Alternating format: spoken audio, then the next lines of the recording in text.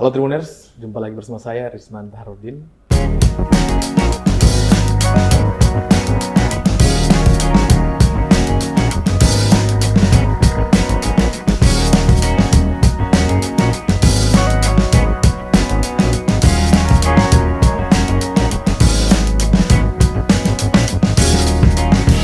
Tribuners, apa sih yang terbesit dalam benak kalian saat ketika mendengar nama Universitas Terbuka atau UT? Ya, Universitas Terbuka atau UT adalah perguruan tinggi negeri ke-45 yang diresmikan pada tanggal 4 September 1984. Dan untuk mengetahui lebih jauh lagi, saat ini saya sudah berada bersama dengan Rektor Universitas Terbuka, maksud saya, Bapak Profesor Dr. Ojad Darojat, dan Direktur UPBJJ UT Gorontalo, Ibu Dr. Andi Suciani, dalam program spesial tribungorontalo.com. Assalamualaikum, Bapak. Waalaikumsalam warahmatullahi wabarakatuh. Kabar hari ini, Pak? Alhamdulillah sehat. Ibu, apa kabar, Bu? Alhamdulillah sehat. Ya, terima kasih, Bu, sudah berkenan hadir di obrolan Tribun Gorontalo. Pak Prof, sebelum mungkin masuk ke obrolan hari ini untuk dengan Tribun, saat tiba di Gorontalo nih, Pak Prof. Nah, bagaimana sih tanggapan tentang Gorontalo, Pak? Kalau bagi saya Gorontalo adalah sebuah tempat yang religius ya, karena sangat kental dengan kehidupan mayoritas Islaminya di sini, Islami di sini, dan saya sangat kangen untuk terus ke Gorontalo dengan suasana kehidupan masyarakat yang harmonis gitu ya. Terus juga suasana alamnya yang sangat hijau, subur, itu membuat saya betah berada di Gorontalo. Itu sudah kali berapa ke Gorontalo? Ini saya sejak UT Gorontalo didirikan mungkin ini yang ketiga kalinya. 3 kali, Pak? Iya. Oke, siap. Ya, Pak Prof, mungkin kita lagi ke dialog langsung ya, Pak.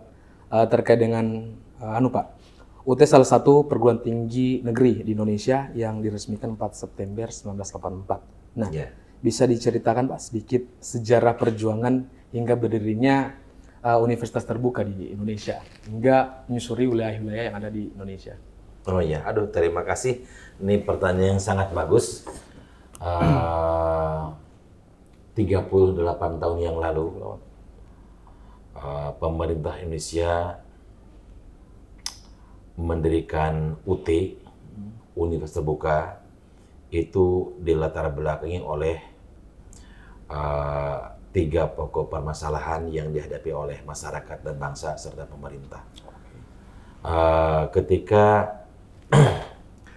pemerintah mencanangkan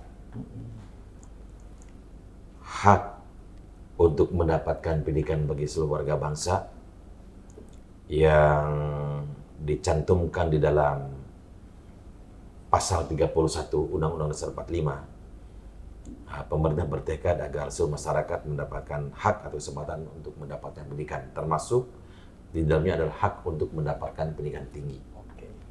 Juga kalau kita melihat pada ideologi bangsa Pancasila, sila kelima tentang sila keadilan sosial, juga pemerintah bertekad untuk menciptakan keadilan sosial bagi seluruh masyarakat bangsa, termasuk keadilan sosial dalam bidang pendidikan. Namun demikian, sampai dengan tahun 84, dari 44 perguruan tinggi negeri yang ada di tanah air ini tidak sanggup merealisasikan baik itu sila kelima maupun pasal 31 Undang-Undang 45. Nah, oleh karena itu pemerintah mendirikan suatu perguruan tinggi yang didesain secara berbeda bila dibandingkan dengan perguruan tinggi negeri yang ada pada saat itu. Pemerintah mendirikan perguruan tinggi negeri ke-45 yang didesain dan mengimplementasikan sistem belajar jarak jauh yang tidak pernah ditembus sebelumnya. Nah, untuk mendirikan sebuah perguruan tinggi yang mengimplementasikan sistem belajar jarak jauh itu, maka pemerintah juga mengutus ada team building atau teamwork untuk belajar ke Inggris. Waktu itu bagaimana Inggris mendirikan United Kingdom Open University. Karena itu merupakan landmark pendidikan jarak jauh dalam level perguruan tinggi ya. Dan tim tersebut kemudian diolah di kementerian, dan pada zaman Pak Menterinya Pak Nugroho Nutusanto, maka dibentuklah Universitas Terbuka dengan diberi 3 mandat utama. 3 mandat utama dari pemerintah. Kenapa UT didirikan? Ini sejarah yang sangat penting sebagai cikal bakal pendirian UT. Mandat yang pertama adalah UT harus sanggup memberikan atau melaksanakan pemerataan akses pendidikan tinggi yang berkualitas bagi seluruh masyarakat. Itu dimanapun mereka tinggal, bukan hanya di kota-kota besar, termasuk juga mereka saudara-saudara kita yang tinggal di daerah pedalaman, di daerah terpencil, kita sebut sebagai daerah 3T ya gitu ya. Nah, itu yang pertama, mandat yang pertama, pemerataan akses pendidikan tinggi bagi masyarakat.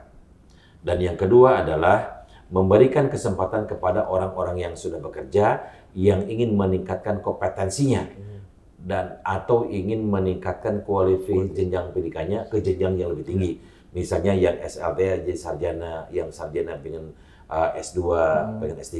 Nah, UT harus bisa memberikan kesempatan itu.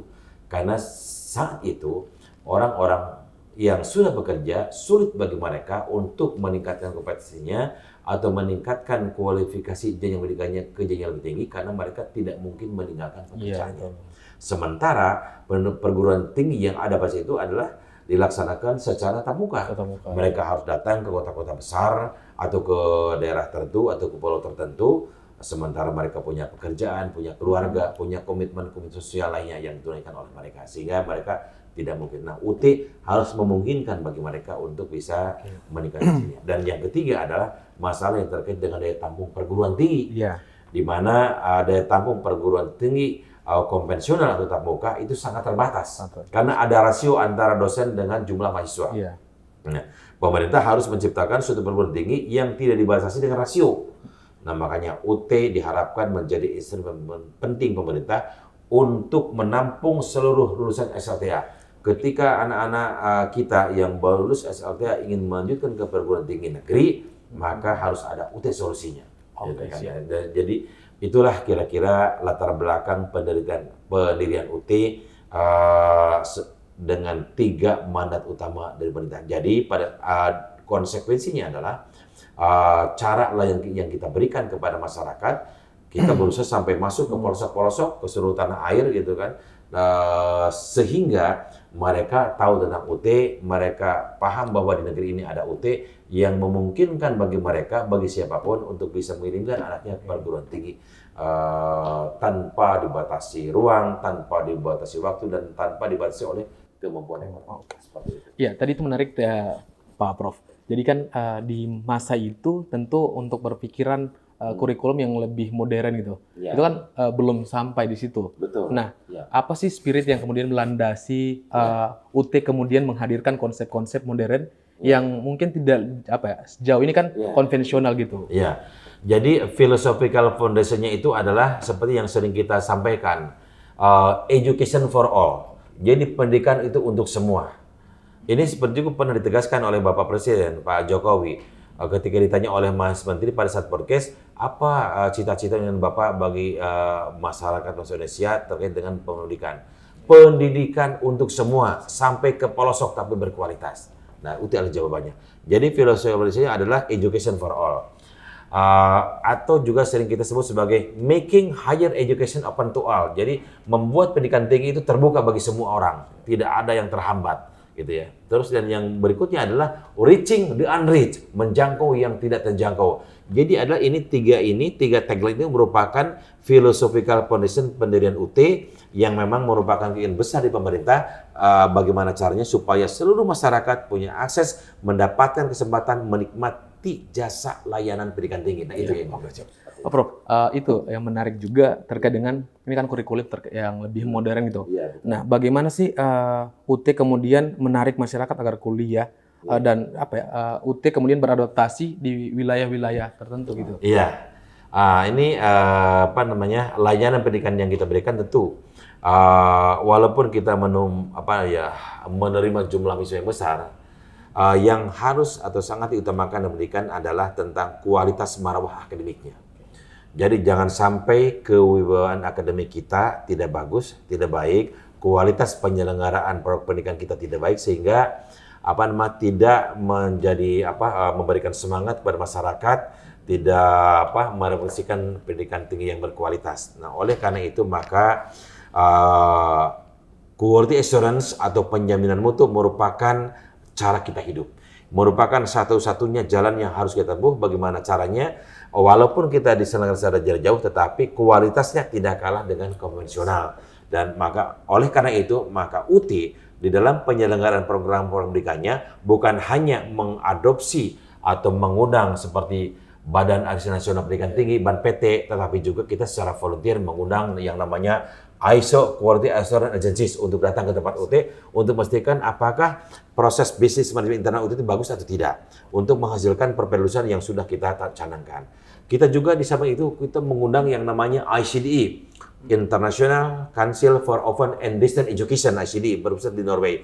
Dia merupakan lembaga atau asosiasi pendidikan jarak jauh sedunia yang punya kapasitas untuk melakukan review apakah suatu PJJ itu melaksanakan atau praktek-praktek baik yang sesuai dengan standar mereka yang berlaku secara internasional. Nah, kita telah menghadirkan mereka datang ke UT sehingga quality assurance atau penjaminan mutu UT benar-benar di bawah bimbingan dan guidance dari ICDI, dari ISO, juga dari BANPT untuk memastikan bahwa produk pendidikan yang kita tawarkan itu memang berkualitas tinggi. Dan alhamdulillah buktinya Mas kemarin pada tahun 2020 ketika ada rekrutmen pegawai CPNS 20.000 itu 50% itu lulusan UT.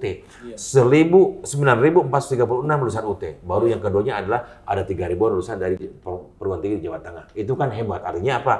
Lulusan UT, alumni UT sudah bisa berkompetisi dengan lulusan dari perguruan lain untuk memperolehkan CPNS. Itu kan sebenarnya juga mencerdaskan kehidupan bangsa tadi ke semua kalangan gitu ya, Pak. Nah, kalau saya pernah membaca juga di Manado atau Sulawesi Utara, kemudian UT juga lebih banyak hadir guru-guru yang kemudian dari UT. Itu jebloan-jebloan guru-guru. Nah, otomatis sejauh ini UT lebih fokus ke SDM gitu, Pak. Ya, jadi itu memang dulu pada tahun 89 ketika pemerintah membubarkan SPG dan SGO dulu itu mungkin teman-teman nggak kenal itu ya SPG SGO atau mungkin ada yang kenal. Jadi itu dibubarkan. Untuk guru SD tidak lagi dari lulusan SPG tapi harus lulusan D2. Makanya UT satu-satunya perguruan tinggi yang dipercaya oleh pemerintah untuk menyelenggarakan program penyetaraan D2 PGSD. Itu dimulai pada tahun 90. Dan itu pada saat itu seluruh guru dari seluruh Indonesia masuk ke UT. Masuk ke UT. Itu kan. Ini merupakan customized program yang kita rancang. Termasuk juga guru-guru SPG dan SGO akhirnya bergabung juga ke UT gitu sebagian besar. Nah, kita dipercaya oleh pemerintah, dapat bantuan dari Bank Dunia sehingga sejak saat itu mahasiswa UT meningkat sangat signifikan. Dan dari 1,4 guru SD pada saat itu gitu kan itu hampir mungkin mendekati anak 75-80% ada lulusan UT. Dan jadi kalau di Manado tadi banyak guru-guru SD dan mungkin sekarang seperti tadi juga Bapak Kepala Dinas itu adalah ternyata guru SD yang sekolahnya itu dulu kuliah di UT-nya di Manado bukan di Gorontalo kan di Gorontalo kan belum ada cabangnya. Jadi memang itu. Jadi lulusan UT telah menghiasi warna guru atau guru tanah air. Karena mereka kan tidak mungkin untuk sekolah konvensional. Mereka punya murid. Mereka tinggal di puncak gunung. Muridnya kan tidak mungkin ditinggalkan sementara dia sekolah. Jadi pada saat dia aktif mengajar di ruang-ruang kelas, mereka juga punya kesempatan untuk meneruskan pendidikannya ke D2 PGSD penyetaraan melalui UT.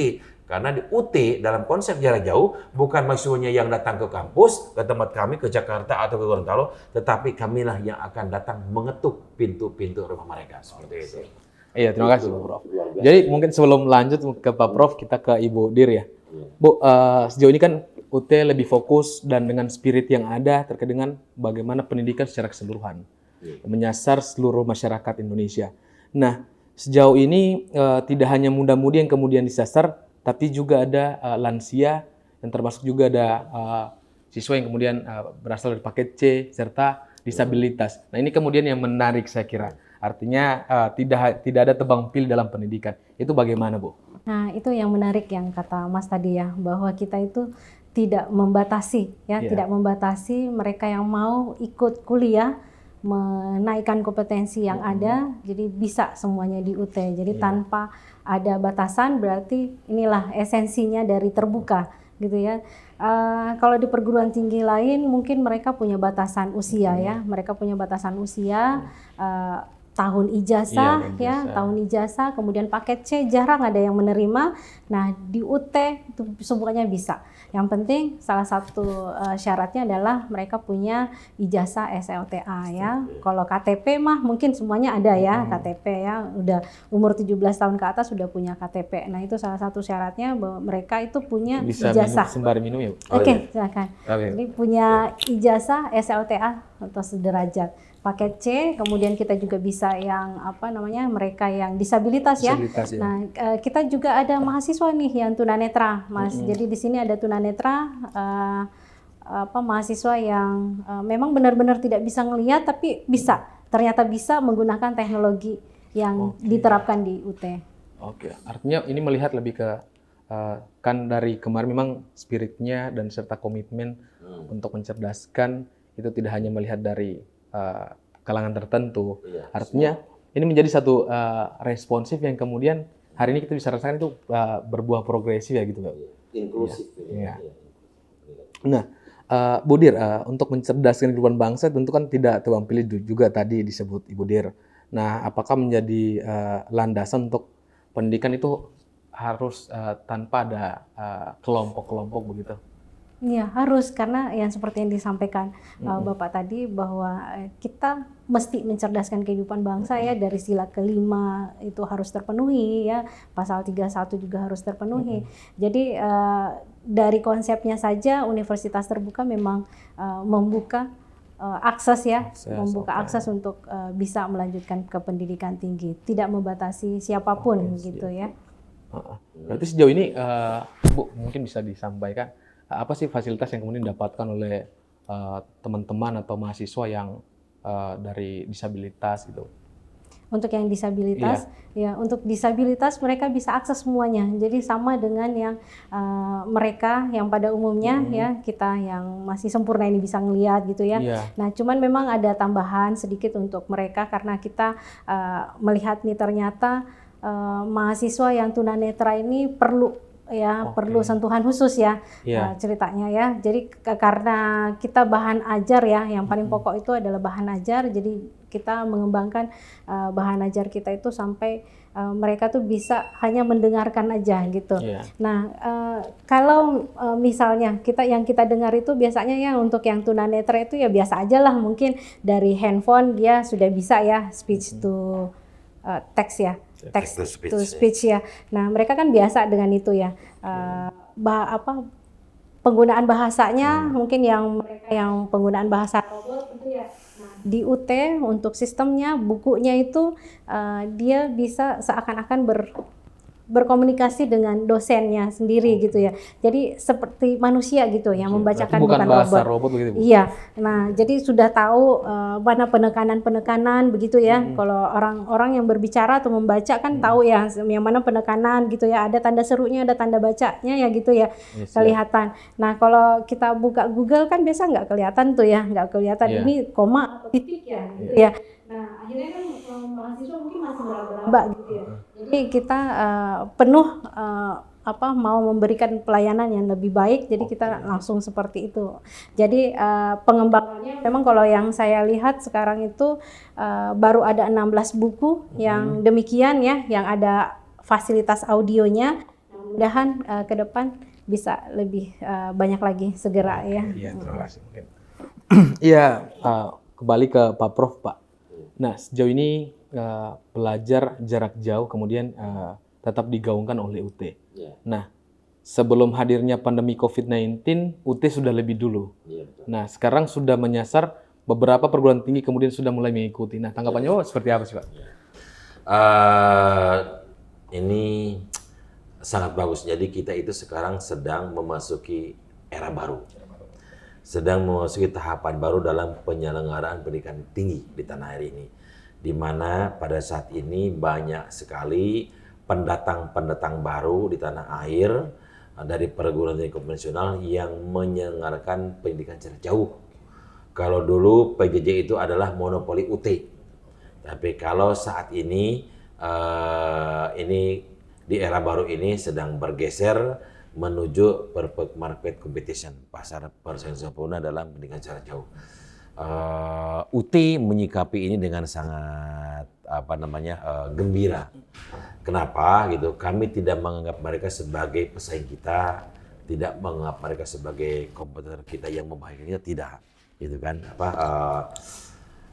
Justru kami memandang mereka sebagai partner yang akan bersama-sama bekerja untuk pemerintah, untuk bangsa memajukan pendidikan di tanah air. Jadi bahkan dalam beberapa kesempatan kita memang berbagi. Kita berbagi pengalaman, berbagi ilmu pengetahuan dengan dosen-dosen dari perguruan tinggi negeri lainnya dan swasta, agar mereka juga punya kemampuan dalam menyelenggarakan pendidikan jarak jauh. Beberapa orang seperti perguruan tinggi yang terdekat dengan UT itu dari daerah Bogor, mereka ada 1.500 dosen termasuk dengan para guru besarnya, dibentuk dalam 3 kohort, 1 kohort itu 500, mereka datang ke Pondok Cabai, ke UT, mereka ingin belajar ke UT. Bagaimana UT selama ini mengembangkan bahan ajar untuk pendidikan jarak jauh, bagaimana UT selama ini menyelenggarakan pendidikan jarak jauh, bagaimana selama ini UT mengelola pendidikan jarak jauh. Jadi mereka belajar tentang online pedagogi, tentang bahan ajar yang self instruction dan sebagainya. Dan kita tidak pelit untuk berbagi, justru kita bahagia, senang, nggak apa-apa. Ini kan untuk kepentingan yang lebih besar bagi bangsa, dan itu yang kita lakukan. Jadi kita mari bersama-sama bersinergi untuk mensukseskan program pemerintah, terutama pada saat ini adalah meningkatkan APK pendidikan tinggi yang masih rendah.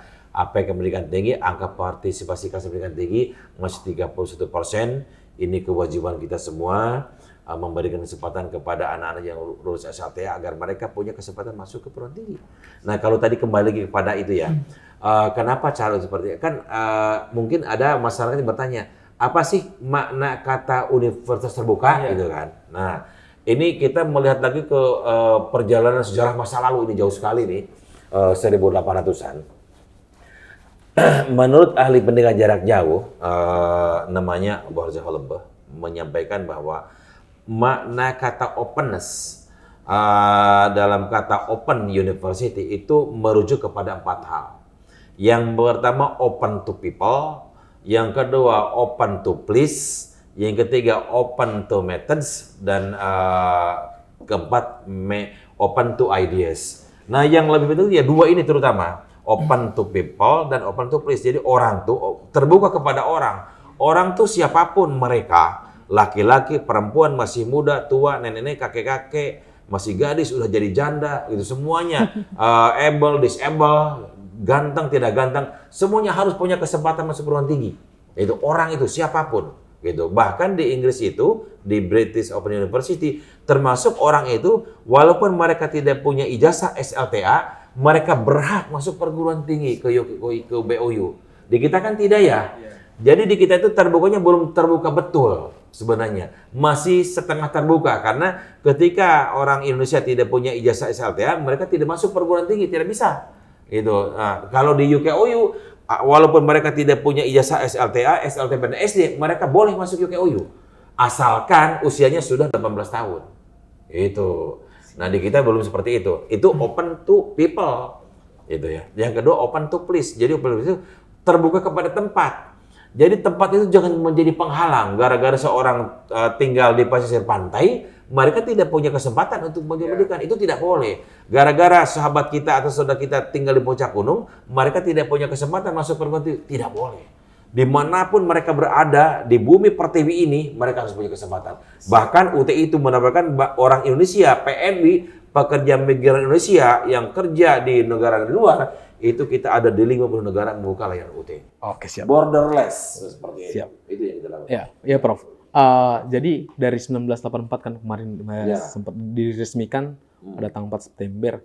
Nah, kemudian menuju menjadi kemudian perguruan tinggi negeri berbadan hukum. Nah, itu persiapannya sejauh apa sih, Bu? Wah, ini luar biasa ini pekerjaan berat dan ini pekerjaan yang sangat mulia. Memang UT kan berevolusi selama 38 tahun. dari yang tadinya biasa-biasa saja, mungkin orang juga masyarakat menganggap ini biasa-biasa aja gitu, tapi sekarang UT udah dianggap luar biasa gitu. Bahkan semua perguruan tinggi baik negeri maupun swasta sekarang udah kayak UT saja gitu kan, melaksanakan PJJ. Itu kan apa yang selalu dilaksanakan oleh UT dari mulai tahun 96 ketika kita melaksanakan CMC, Competent Communication, Technology and Learning, itu sekarang ditiru oleh mereka, gitu kan. Jadi UT sebagai benchmarknya, UT sebagai patok keduganya, gitu kan.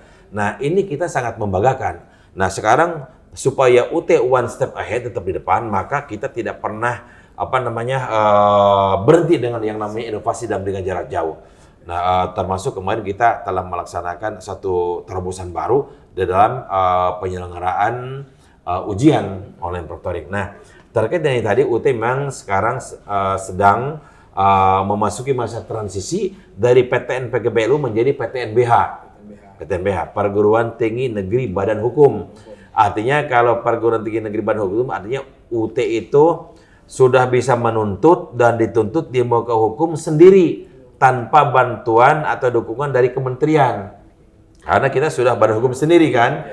Nah, ketika kita sebagai entitas badan hukum sendiri, maka UT punya otonomi yang lebih luas bagi yang terkait dengan pembukaan penutupan program studi, yang terkait dengan rekrutmen SDM, pengaturan pengelolaan anggaran dan sebagainya. Nah, itu tentu akan membuat UT akan semakin lebih lincah, lebih agile dalam menyambut atau merespon setiap dinamika yang terjadi di tengah-tengah masyarakat. Itu Pak. Seperti yang disampaikan Pak Prof tadi juga terkait dengan pendidikan jarak jauh. Pada 22 September kemarin dilangsungkan orientasi studi mahasiswa baru ya Bu. Nah itu kan juga diapresiasi dari Pak Wali Kota Gorontalo, Pak Martin Taha. Nah terkait dengan pendidikan jarak jauh tetap UT tetap komit dengan hal itu.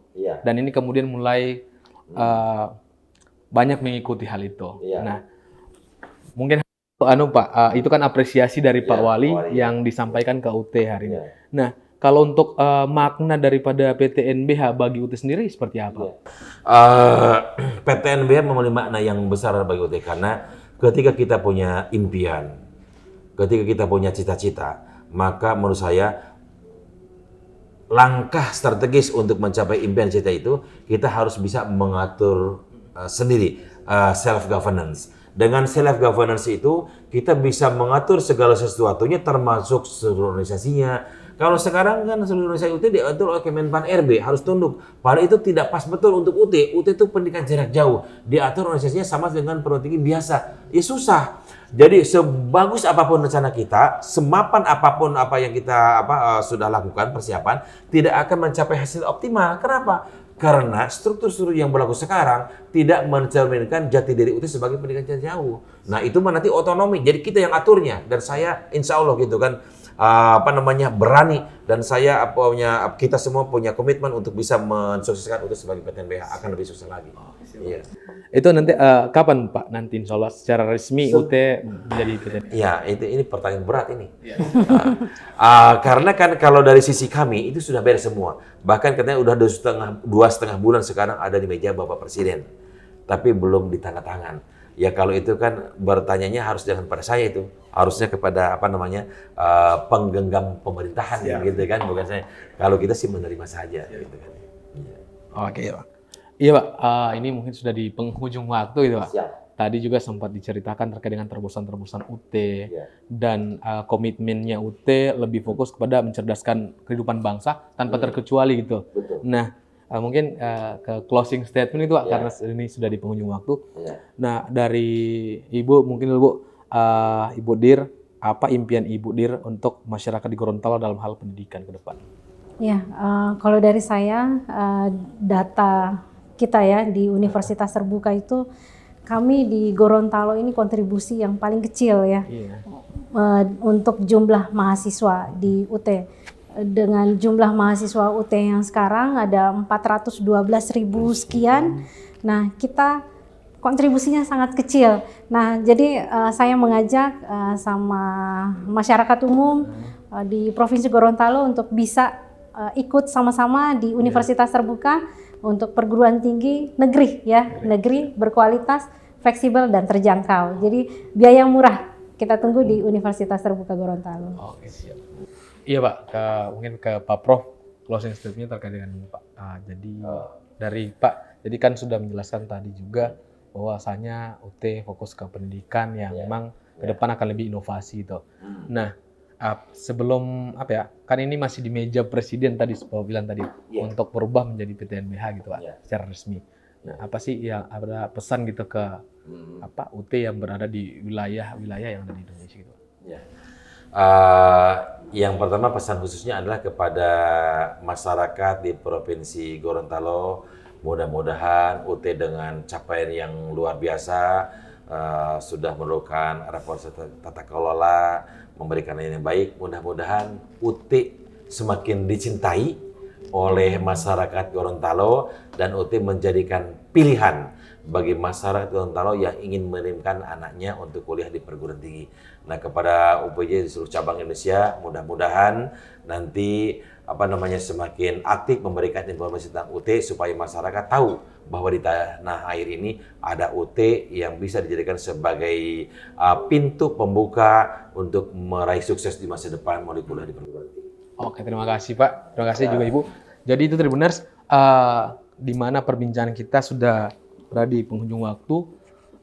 Pak Prof juga tadi menjelaskan bahwa UT kemudian tetap akan berinovasi ke depan untuk masyarakat Gorontalo. Terlebih juga Ibu Dir juga menyampaikan tadi, ini adalah satu kalimat ajakan bagi masyarakat Gorontalo, karena untuk mendapatkan pendidikan itu tidak harus melihat dari usia, juga tidak pendidikan di UT lebih tidak memilih atau tidak tebang pilih gitu Tribuners. Jadi bagi lansia ataupun disabilitas juga bisa masuk di UT gitu. Jadi banyak fasilitas yang kemudian akan diberikan kepada mahasiswa atau para peserta yang kemudian masuk mendaftarkan diri di UT. Saya Risman Tarudin undur diri dari Ruang Dengar Anda. Assalamualaikum warahmatullahi wabarakatuh. Mantap.